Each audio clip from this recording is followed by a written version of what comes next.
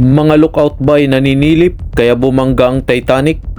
Kapitan ba'y natutulog at wala sa bridge? Titanic, unsinkable ship nga ba?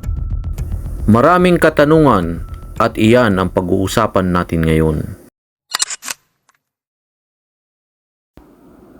Ang Titanic ay lumubog pagkatapos bumangga sa iceberg habang ang lookout ay naninilip kina Jack at Rose. Marahil yan ang napanood mo sa pelikulang Titanic. Pero bakit nga ba ito lumubog? Dahil lamang sa pagbangga sa iceberg at nagtamo lang ito ng halos 300 feet na butas lang at ang naka-expose sa tubig ay 1.1 square meter lang. Ang 1.1 square meter na opening ay maliit lamang ito. Posibleng magkarga lang ito ng 200 tons na tubig per hour by gravity. Kung ang mga modernong barko ngayon ay babangga sa iceberg na kagaya ng nabangga ng Titanic, ito kaya'y lulubog din? Ang aksidente ng Titanic na naging dahilan ng paglubog nito ay nagbukas pinto sa United Nations para mabuo ang International Convention na tinatawag na SOLAS or Safety of Life at Sea. Inalam nito ang dahilan ng paglubog at pagkamatay ng maraming pasahero. Ang mga kakulangan sa safety kagaya ng kakulangan sa mga lifeboats, life jackets, immersion suits, flares, komunikasyon at kaalaman sa SOS actions and response. Ang pinakamalapit kasing barko ay hindi tumulong kahit na ang Titanic ay nagpakawala na ng mga flares. Ang katwiran nila ay passenger ship yan.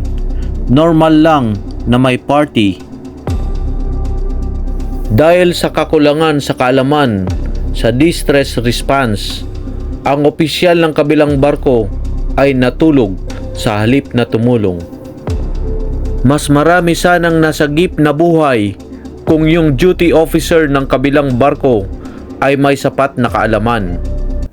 Ang pinakamahalagang natalakay dito ay kung bakit nga ba ito'y lumubog dahil lamang sa pagbangga sa iceberg at pagkabutas ng starboard hull o kanang bahagi ng barko sa bandang unahan nito.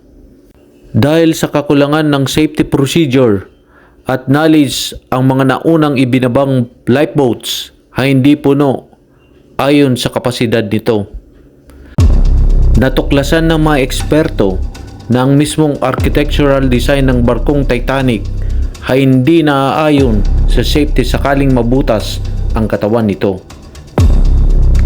Simula noon, ipinatupad ng SOLAS na ang mga gagawing bagong barko ay dapat meron tinatawag na Segregated Ballast Water Tank or SBT at iyon ang naging standard para sa new ships. Ito yung mga tangke ng tubig na nakapaikot sa buong barko para sakaling mabutas ang katawan nito ay ang tangke ng tubig lang ang masisira at ito ay tatagilid lamang na pwedeng i-offset ng kabilang tangke. Ang mga tangke ng tubig ay may malakas na bomba para punuin o alisin ang tubig nito. Kung walang segregated ballast water tank, kahit maliit lamang ang butas sa katawan ng barko, ay maaring magdulot ng pagkalubog ng isang barko. Gaano man ito kalaki, dahil ang tubig ay pupunta sa lahat ng kasulok-sulukan ng barko.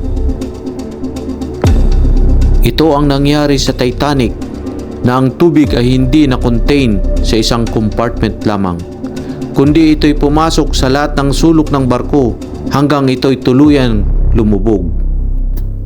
Sa ngayon, ang lahat ng barko ay may mga tangke ng tubig sa paikot nito na tinatawag na Segregated Ballast Water Tank or SBT.